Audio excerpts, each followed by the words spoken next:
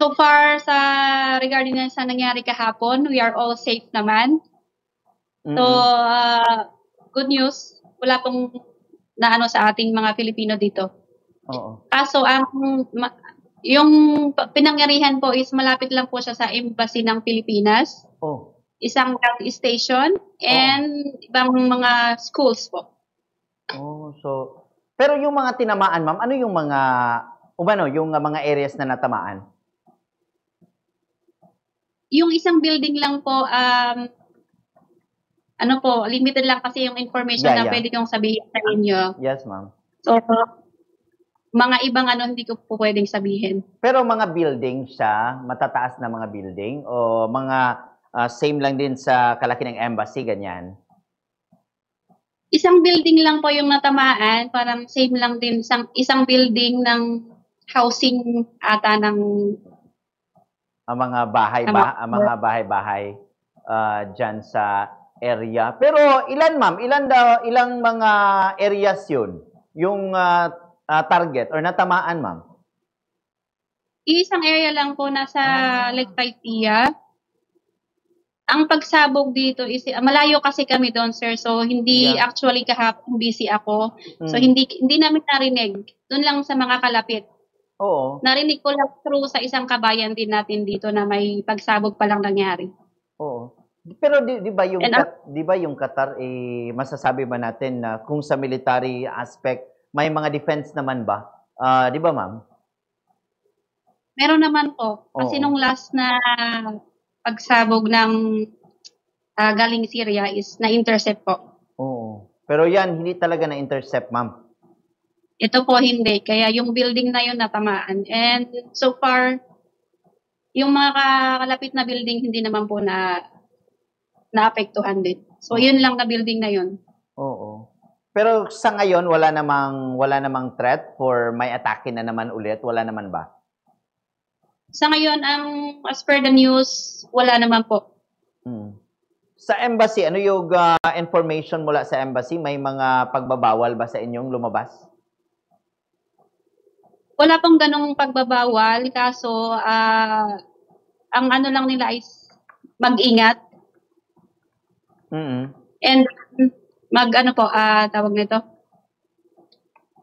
Limutan ko na. Yun lang po, mag-ingat. Tapos, ano na yan?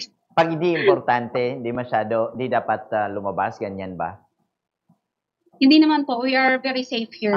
So okay lang. Pero maging watchful, vigilant dapat. Yes po. Maging alert din po. Pero yung mga kabayan natin dun sa area, naramdaman ba? Yumayanig ba ang lupa pag may mga ganyan? Opo. Yung mga malapit doon, naramdam nila. Oo. Pero how about the security, ma'am? Yung security na aspect, may mga police ba, ganyan, mga militar ba sa labas ngayon, compare sa nung unang mga araw, nakalipas na araw? Actually, ang police po dito, hindi po sila nag-i-stop mag-patrol. So, everywhere and every time, makikita mo may mga police, nag-check ng ID, mga police cars. Okay. So, lalo na pag may ganyang pangyayari, nandun po yung mga ganyan, police and internal security forces. Pero almost normal na siya, may paghihigpit lang ba?